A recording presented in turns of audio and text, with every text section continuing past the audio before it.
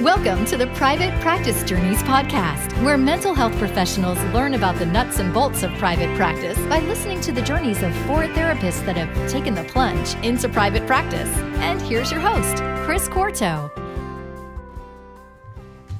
Hey everyone, welcome back to Private Practice Journeys 1 year later. You guys who had listened before might remember that we had a podcast series last year where we had 4 therapists who were going into private practice, and I followed their journeys for a year just to find out what it was like for them to go into private practice. I interviewed each therapist once a month for a year, and it was a really cool experience, and I thought, wouldn't it be neat just to check back with them, just to find out how things have been going since last December?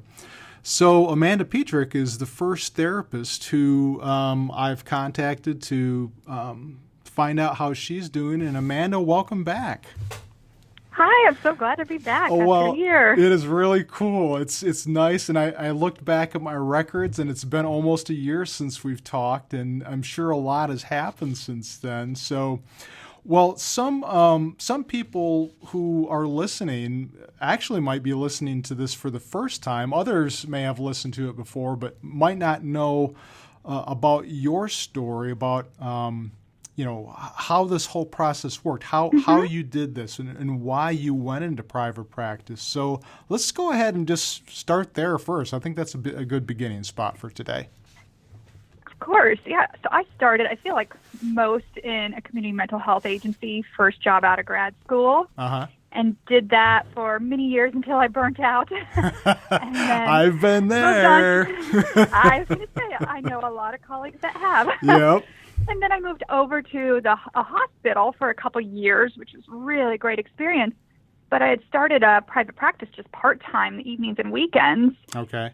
And was just enjoying that so much, the kind of clients I got to see, because I didn't have to see everyone. I got to decide my schedule, my hours. Right. And so about, has it been now a couple years, I went full-time into private practice. Okay. Well, so you were working in mental health first, and then you went to the hospital, and then you said that you did some part-time work. What made you decide just to start part-time as opposed to just taking the big dive into private practice? For me, I'm a planner, and I want to make sure everything's going to turn out okay. Yes. That would have probably been really scary for me to just go completely full-time, even though it works for a lot of people. But I decided to kind of dip my toes in, see if there was an interest, and see if the business aspect of it. And it was actually so much easier than I thought, and so many rewards to it. But for me, it worked out well, just my personality type, to go part-time first. I think it's, for a lot of people, it's probably a safer route to go. I mean, when you think about it, because it's you're minimizing the risk, like you said, and like you said, you want to be a planner and find out, is this going to work for me or not? And if it didn't work out, then really there wouldn't be a lot that you would lose, other than some of the time that you spent doing that stuff. But I think for a lot of people, that's a real good way of just kind of getting yourself involved and finding out, is it doable? Do I like this? And it sounds like you really did like it. I did. I just remember then one day being at the hospital thinking, I'm out. I don't have to do this.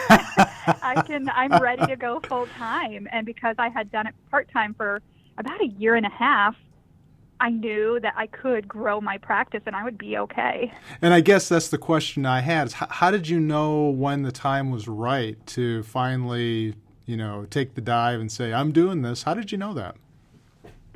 I think a big part was clientele and how many clients I had calling in wanting appointments. And when I was part-time, I only had a couple hours every evening and on the weekends. And when it was getting to the point that I was scheduling even more outside of those hours is when I recognized I could go full-time and I would be okay financially. Right. Yeah. Very cool. And it's obviously worked out very well for you. And in fact, when we had our conversations last year, your practice was just growing by leaps and bounds. It was amazing just within the first few months that you started your full-time practice. It was just amazing how fast it was growing. How do you account for that fast growth?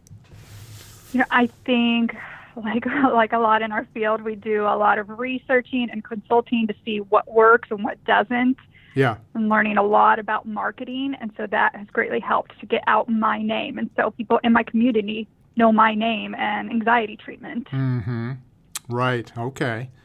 Well, the last time we talked was last December. And I guess what I'd like to do, since this is our 1 year later episode, is just let's talk a little bit about how your practice has evolved since then. Like just maybe say a little bit about anything new that you've been doing or any marketing approaches, because I know that you did a lot of that last year. But let's just talk about how your practice has evolved since last December. Of course. My business is still thriving, but it looks completely different now. So last December when we talked, I don't know if I had even mentioned on air I was pregnant.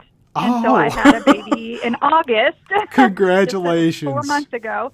Thank you. And so during pregnancy, I just started, for that 9 months, started decreasing my caseload, which was so unusual for me, started referring out. Took a couple months maternity leave, so I just returned middle of October. Wow. And the referrals are still there. Oh, my gosh. Practice is right back to where it started. I was a little worried for a while because I did refer out all my clients, and I let them know if you like your new therapist better, do you want to return?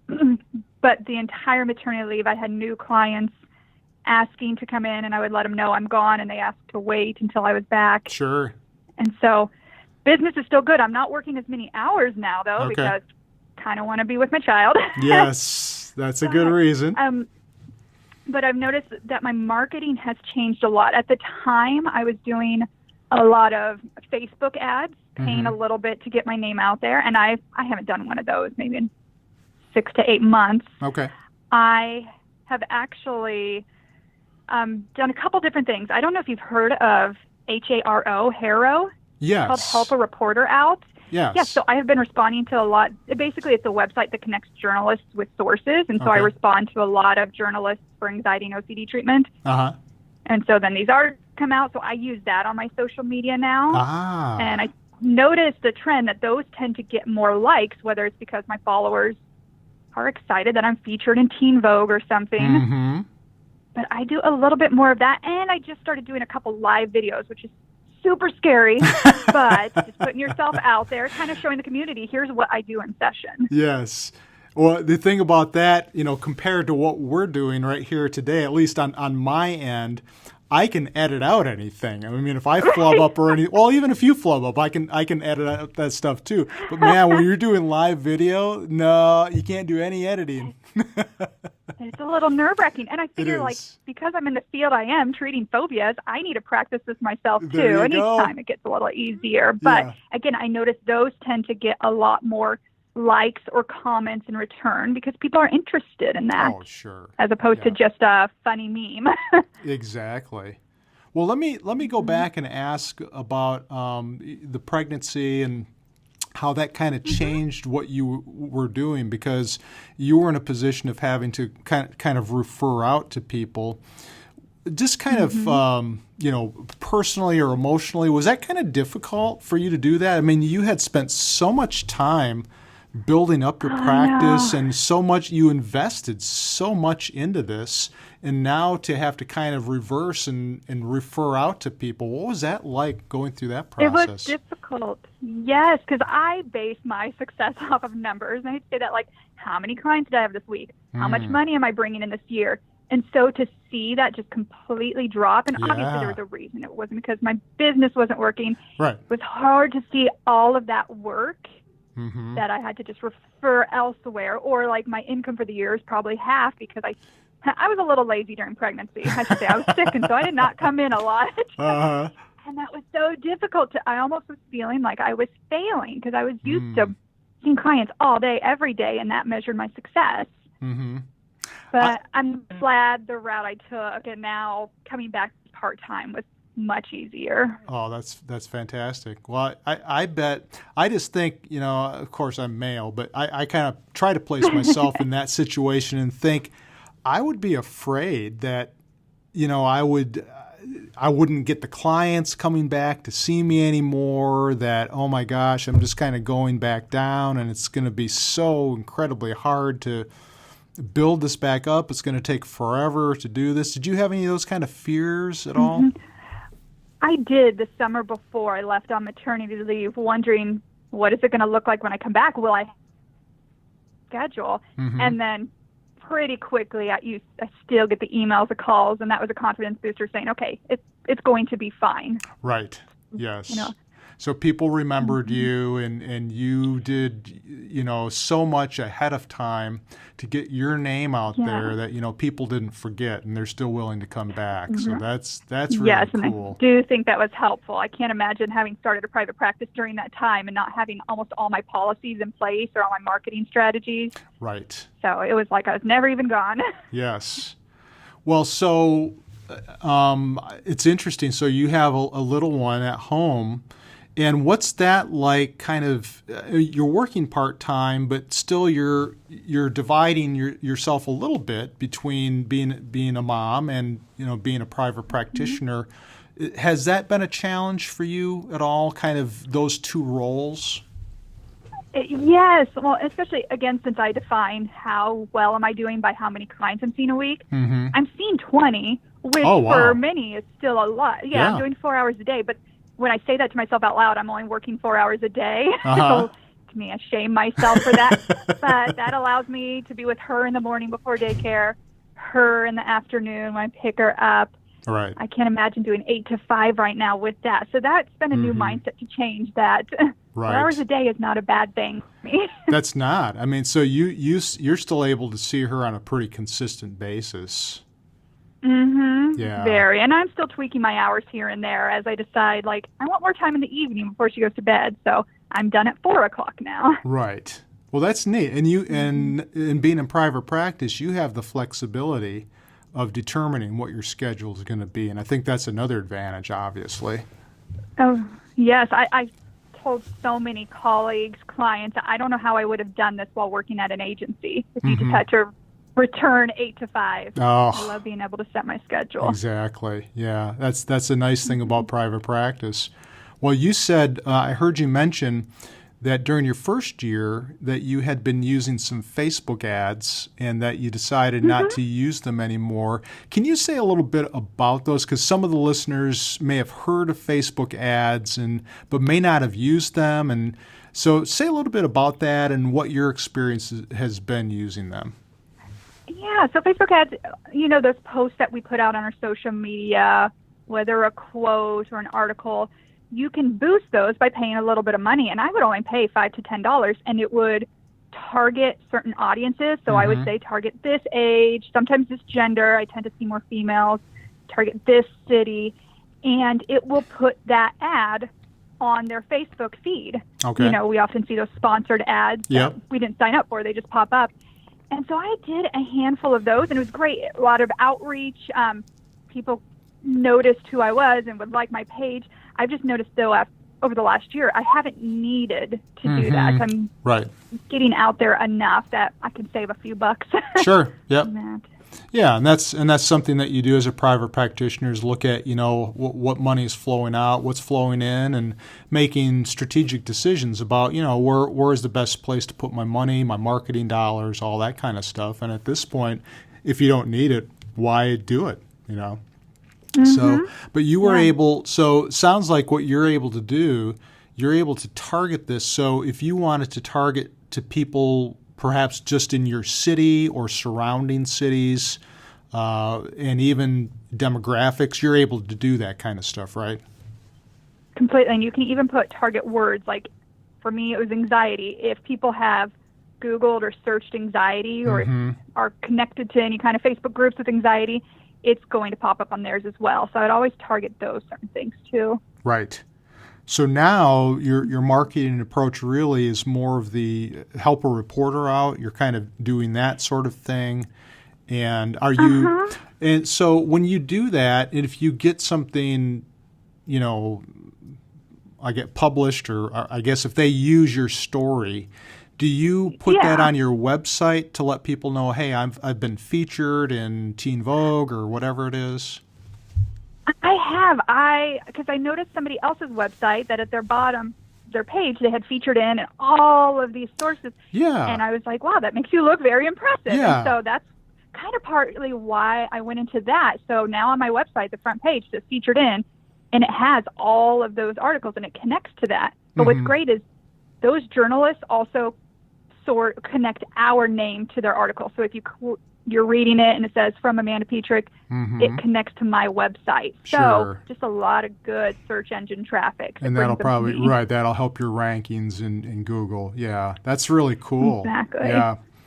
Well, let me ask you this. I don't think I had ever asked you this before. At least I don't remember asking you this before. But your journey really is typical of most people, I think, where you get a job in a community mental health center or an agency somewhere, and you work there for a couple of years, and you eventually do the part-time work in private practice to see how well it works, and then you finally make the dive into full-time private practice. I think that's pretty typical of what most people do. Yeah. But, I teach at a university in a counseling program, and I have students who want to go directly into private practice out of graduate school. And I wonder if you have any thoughts along those lines, if there are any advantages or disadvantages of doing that, or if you would recommend one approach or another. What are your thoughts about that, Amanda? So I know there's no right or wrong way. Yeah. I personally prefer, and I am glad that I worked at other agencies first for a couple different reasons. One is obviously the clinical experience. I can't even imagine being on my own practice, even if I had a supervisor. Yeah. And seeing the clients that I did and not having that experience. Like at a CMHC, I'm sure you remember, you are just given everybody. Oh, yeah. The jack of all trades. You see every type of client. Yes. But luckily, you have colleagues right next door to you you can consult with. And obviously, your supervisor's usually in the same building. You consult with every week. I can't even imagine not having that experience first. But then almost the bigger piece is the business side of it. I mean, this is almost embarrassing to say, but when I first started working, I didn't even know what CPT codes were. Right. They didn't teach us that in grad school. I wouldn't have known the numbers. I didn't know anything about billing. So again, it would have been such a scarier process. And I see that from people online. They're like, I started private practice and I don't know what I'm doing. And it's like, well, you haven't had that experience doing this. And again, everybody goes a different route, but I can't even imagine doing it differently. There is so much to learn, isn't there, about doing this? I mean, and you're right. I mean, the whole business thing, I mean, you really don't get that in graduate school. You get the clinical stuff, but, the business stuff, you just don't really get that. And that's a lot of it you're just kind of learning on your own. Or, if you were doing some part-time private practice, if you were to maybe join a group practice, you could learn those types of things, more of the business or the billing aspect. I mean, I think that would be probably a safer way of kind of segueing into full-time private practice if you're going to do it. But I agree. I think I usually tell my students, you know what, you could certainly go into private practice if you want to, but, these are the types of things you need to be aware of if you do that. And so I try to paint as realistic of a view as possible, not try to dissuade them. I mean, if that's what they really want to do, they can, but, they need to know what they're up against if they go that route. So, and I've had students who have done very well in private practice right out. I mean, it was a slow process, as you can imagine, but they got to the point eventually where, hey, they're doing it, and that's really cool to see. I agree. And another point, I think about when I first got out of grad school, nobody knew me. If I was asking for referrals, nobody would know my name. But I think about after so many years in these other agencies, the clinicians knew me, clients knew me and followed me, just the community did. Yeah. Again, I can't imagine how I would have ever started a practice otherwise. And that's the number one thing I always tell my students is that how are you going to get your referrals if nobody knows who you are? But if you work in community mental health, you get your reputation, people start to know you, and so for me it just makes more sense just doing it that way. So I agree. Well, let me go on to just the last thing I wanted to ask you about. So you have another year of private practice under your belt. Really cool to see. And of course, I think there's a lot of wisdom that comes along with experience. And so I wanted to get your take, just maybe if you could share maybe 3 things that you would recommend to therapists who are thinking of making that jump from agency work to private practice. Well, the first one that always pops up, and I know I talked about this last year. Okay. I can't wait to re-listen to all the old podcasts and see how I felt and thoughts, but is getting an EHR, an electronic health record. Okay. And this is like maybe a software or website where it helps you do your scheduling, billing, your notes, everything you need. I didn't get one for the first year and a half, the whole time I was part-time. Uh-huh. And I think about how much extra time I spent and how much stress. Yes. Because I was having to do all my appointment reminders. Well, now my EHR does that. Uh-huh. I was having to schedule every single appointment. Well, now my clients do all their own scheduling Sure. online. Or creating like Word template documents, copying and saving, instead of having these easy templates available. So that would be my first big one. It's for your interesting. Own sanity. Yeah, it's interesting because it's embarrassing for me to say this, but I've actually been paying for an EHR for the last 6 months, and I haven't even used it yet. Yeah. I simply Right? don't have the time. I haven't had the time. But now the semester's about done here, I think I'll be able to get into that over the holidays. So yeah, Right. I was in the same position where I'm like, but I don't want to pay extra money, or I'm doing all of it myself. And now I'm like, oh my gosh, I would have invested in that $50 a month from the get-go. Well, and let's just talk about this briefly. So there are different types of electronic health record systems. So which one do you use, Amanda? I use Simple Practice. It just had all the things I was looking for. The big part was they have a client portal where my clients can log into. They pay their bills, which is awesome because I don't collect payments in office. I mean, if they want to. Right. They pay it all online. They do all their Nice. scheduling. So easy. That's really nice. Yeah. And I've signed up for Theranest. I looked at Simple Practice and Theranest, and both of them look so good. And so I just decided I'm just going to try this to see how it works. So hopefully soon I'll find out how it works. Oh, good. So, yeah. That's exciting. So what's your? Oh, go ahead. Yeah. I was going to say, kind of connected to EHR, I was thinking the other thing I wish I would have done from the beginning was contact an accountant. Like not even once my practice started, but even when I was just thinking about it. Because this last year, I didn't mention, I had some hurdles. My accountant wanted me to switch from sole proprietorship to an S-Corp. Oh. And holy cow, that was just a mess as far as redoing contracts, W-9s, everything. Oh, sure. And I wish I would have had her from the very beginning to help me set all of that up because, that took a lot of hours. Oh, that's interesting. You mentioned that. I was actually listening to a podcast this morning. I don't remember what it was, Practice to the Practice or one of those. But anyway, it was a bookkeeper who was on there that they were interviewing. It was a newer episode. And he said the same thing. He said, if you're going to go into private practice, one of the first things you should do is set up an appointment with, well, of course, he's a bookkeeper, so he said a bookkeeper, but just to set up all your accounts and all that, get all that stuff straightened away before you do anything. And, looking back, it's like, yeah, that makes total sense. I wouldn't have thought of that, when I first went into private practice, but it makes so much sense. So, yeah, I agree with that. Oh, me neither. I think I waited to contact an accountant until tax season. Exactly. I couldn't do it on my own. Right. And the things I have learned and would have just saved me a lot of time. Yes, exactly. Well, what else would you recommend? The other thing I was thinking is, and we've talked about this, about having that niche, what you specialize in and what you enjoy. Because, I started like most where I was just generalized. I took just anybody I could because I wanted to keep my doors open. And the problems with that then, it turns out kind of like an agency job where you're doing everything and you can get burnt out quickly or almost not enjoy seeing people. Right.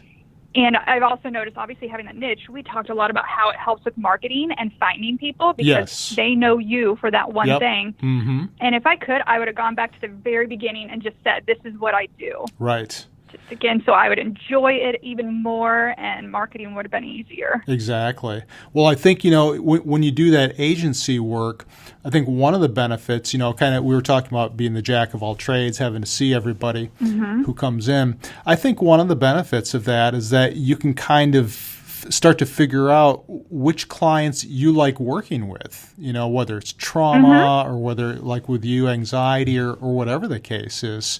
And so I think that's the real benefit. So when it comes time for you to do the private practice, you can kind of think, okay, I kind of see this as my niche area.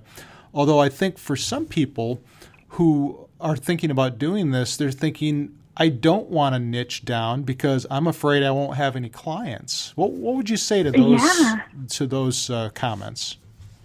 That I completely felt the same way when I started. I think most have that scarcity mindset of there's not enough people to go around. I need to grab everyone, take every call, schedule every consult. And again, like we talked about, can lead to burnout, can lead you to not doing what you are your best at. Right. And what I found out, like working from this other perspective, is there are definitely enough clients. There will never be a shortage, luckily or unluckily, in our field. Yes. But then also all of my colleagues, the community knows me for this one thing. When somebody says anxiety, they contact me. Yep. They unfortunately don't do that for the person that's just kind of good at everything. They don't think of that name.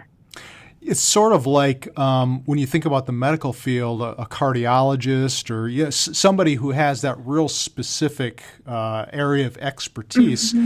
You'd want to go to that person. You wouldn't go to just a general practitioner if you had a serious heart issue. You'd go to a cardiologist. And so I think you kind of think about it the same way, and it makes perfect sense. So it's so funny. I just did a video for some of my colleagues and used that exact same example. Is that right? For physical health. If I had said if I had diabetes, I'm going to my endocrinologist. Sure. I could go to my physician, but she's only going to know a little bit of everything, and maybe not the most up-to-date treatments. I'm going to that person that specializes in it. It's funny you said that. Yep. Yeah, and I think people have the fear at first that they're going to lose clients, but I think in the long run, it actually works out just really well. I mean, if you do good work, people are going to refer to you. Completely. Yeah. Well, we're at the end of this episode, Amanda. It went by pretty fast today. Yes. And as I end all my episodes, I like to give you the opportunity to tell people how they can contact you, if maybe therapists who are thinking about going in private practice, maybe they have some questions for you or just want to talk to you. So how can people contact you? Thank you. Yes. So best way is through my website. It's my name, AmandaLCPC.com. So it's my name and my license. Okay, that's fantastic. Well, thanks again for doing this. It was great talking to you again. And thank you. You too. It sounds like things are really working out well, and very exciting to hear about the baby. That really changes your life, doesn't it? It sure does. It was fun coming back a year later to update you. Oh, yeah. Well, thanks so much, and you have a great rest of the day. You too. Thank you. Okay.